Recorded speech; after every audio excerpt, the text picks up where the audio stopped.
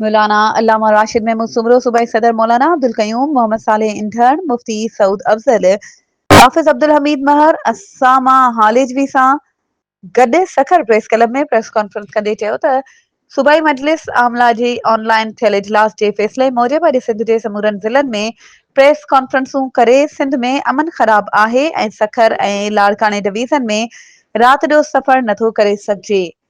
नओं देरो जेको पीपी जो शहर आहे ॾींहं ॾिठे जो हिंदू बिरादरी मथां हमला थियनि था जेकॾहिं आवाज़ बुलंद कयो थो वञे त इन ख़िलाफ़ कार्रवाई थी कई वञे। हिन चयो त जेयूआई ज्वाइंट ऑपरेशन जो मुतालबो कयो हो इन ते को बि अमल न थियो। जाफर एक्सप्रेस ते हमलो थियो एजेंसियुनि ते हमला पिया थियनि जेयूआई जा शिकारपुर मां अगवा थियल बाज़ियाब न थिया धाड़ियल राॼ क़ाइमु आहे। सखर ऐं लाड़काने डिवीज़न नोगो एरिया बणियल आहिनि। पुलिस छो नाकाम आहे जान मोहम्मद महर ऐं ॿियनि जा कातिल गिरफ़्तार न थिया। ऑपरेशन जे नाले ते कच्चे में रेंजर्स ऐं पुलिस मौजूद आहे पर गिरफ़्तारी छो न पई थिए।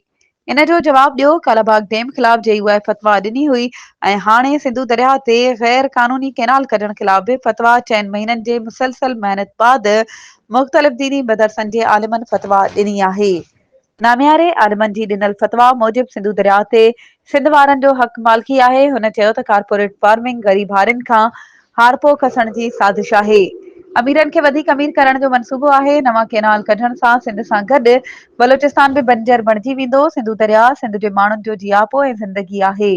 इन लाइ सिंध जे माण्हुनि खे गॾिजणो पवंदो। 6 अप्रैल ते गुड्डू सखर बैराज ख़ैरपुर लाड़कानो पुल दादू मोरो पुल ठठो सिजावल पुल समेत सिंधु दरिया मथां ठाहियल सिंध जे समूरल पुलनि ते केनाल ऐं कारपोरेट फार्मिंग मंसूबनि ख़िलाफ़ भरपूर एहतिजाज कयो वेंदो जंहिंमें सिंध जे समूरनि क़ौम परस्त ऐं मज़हबी जमायतुनि खे सॾु ॾियूं था।